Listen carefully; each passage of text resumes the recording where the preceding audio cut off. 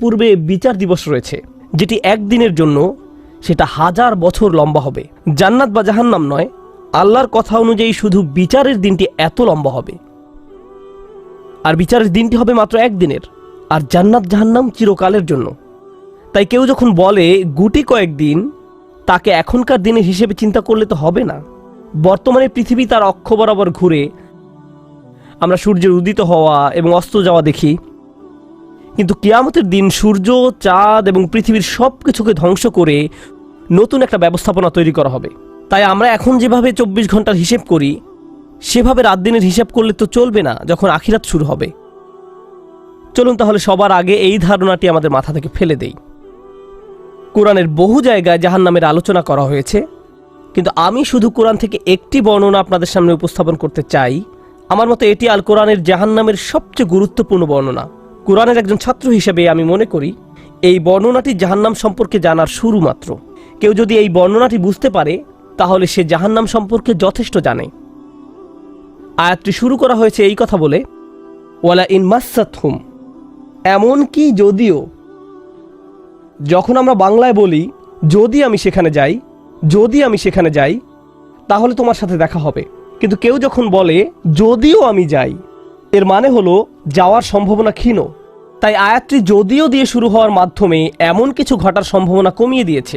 এভাবে বলার মাধ্যমে আল্লাহ কোনো কিছুর উপর জোর কমিয়ে দেন। সহজ কথায় তিনি বাক্যটিকে দুর্বল করে দিচ্ছেন। যদিও, যদিও কি? যদিও মাসাতহুম, যদিও এটা তাদের স্পর্শ করে। আরবিতে মাসা অর্থ কোনো কিছু যখন আপনাকে সামান্যতম স্পর্শ করে, যেমন কোনো মাছি যখন কোনো মতে স্পর্শ করে। যদি সেকেন্ডের জন্য স্পর্শ করে তখন তাকে বলা হয় মাস। সুতরাং এটা যদি তাদেরকে কোনো মতে স্পর্শ করে 1 সেকেন্ডের জন্য, মাসাতহুম। এখন কি তাদের স্পর্শ করে? আপনারা হয়তো ভাবছেন আগুন যদি তাদের স্পর্শ করে।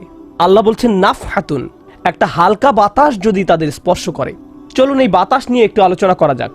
আরবিতে নাফহাতুন বলতে বোঝায় দরজা বন্ধ করলে যখন সামান্য একটু বাতাস এসে পড়ে, পর্দা নড়ে ওঠে, অথবা কেউ জানালা বন্ধ করলে যেভাবে হালকা বাতাসে পর্দা নড়ে ওঠে।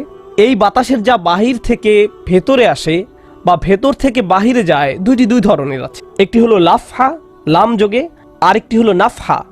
লাম যোগে লাফহা মানে বাতাসটি গরম, আর নুন যোগে নাফহা মানে বাতাসটি ঠান্ডা। আল্লাহ বলছেন এমনকি যদি ঠান্ডা বাতাস তাদেরকে স্পর্শ করে, যদি ঠান্ডা বাতাস তাদেরকে স্পর্শ করে তোমার প্রতিপালকের শাস্তি থেকে। তিনি এই আয়াতে জাহান্নাম কাউকে স্পর্শ করার কথা বলছেন না। তিনি এই আয়াতে আগুন কাউকে স্পর্শ করার কথা বলছেন না। তিনি এমনকি গরম বাতাস কাউকে স্পর্শ করার কথাও বলছেন না। তিনি আগুনের ঠান্ডা অংশের কথা বলছেন, আর এটা আপনাকে চিরকালের জন্য স্পর্শ করছে না। প্রসঙ্গত, আমরা ফিজিক্সে পদার্থের 3টি অবস্থার কথা শিখেছি: সলিড, লিকুইড এবং গ্যাস। সলিড বা কঠিন কিছু যদি স্পর্শ করে আমরা তা অনুভব করতে পারি। এই মুহূর্তে গ্যাস আমাদেরকে স্পর্শ করছে, বাতাস এখন আমাদেরকে স্পর্শ করছে, আমরা এটা অনুভব করি না। আর এই আয়াতে আল্লাহ বর্ণনা করছেন কি তাদের স্পর্শ করছে? বাতাস তাদেরকে স্পর্শ করছে। কোন ধরনের বাতাস? অপেক্ষাকৃত গরম বাতাস নাকি ঠান্ডা বাতাস? ঠান্ডা বাতাস। ঠান্ডা বাতাস কোনো রকম তাদেরকে স্পর্শ করছে। এই আয়াতের সবচেয়ে উল্লেখযোগ্য বিষয় হলো, আমি একটু আগে নাফহা এবং লাফহার কথা বলেছিলাম। অন্য কথায় তারা এখনো জাহান্নামে প্রবেশ করেনি, তারা এর দিকে অগ্রসর হচ্ছে। আর জাহান্নামের অপেক্ষাকৃত ঠান্ডা বাতাস এসে কোনো মতে তাদেরকে স্পর্শ করলো, তখন তাদের প্রতিক্রিয়া কি? চিৎকার করে বলে উঠবে, ইয়া ওয়াইলানা, হায়, সবচেয়ে কঠিনতম শাস্তি আমাদের জন্য শুরু হয়ে গেছে। ইন্না কুন্না যালিমিন, আমরা সব সময় অপরাধী ছিলাম। তারা সাথে সাথে তাদের সব অপরাধ স্বীকার করবে। যে কারণে এই আয়াতটি আমি সংক্ষেপে আপনাদের নিকট উপস্থাপন করলাম। প্রথমত, এই আয়াতে আল্লাহ জাহান্নামের শাস্তির অভিজ্ঞতা বর্ণনা করছেন না। আল্লাহ সকল বিশ্বাসীকে জাহান্নামের আগুন থেকে মুক্ত রাখুন।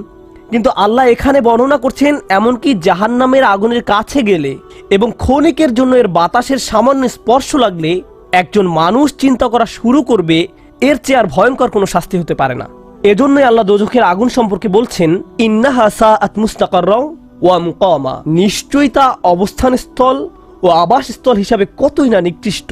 অল্প এবং বেশি যে কোনো সময়ের জন্য ওটা কত নিকৃষ্ট জায়গা।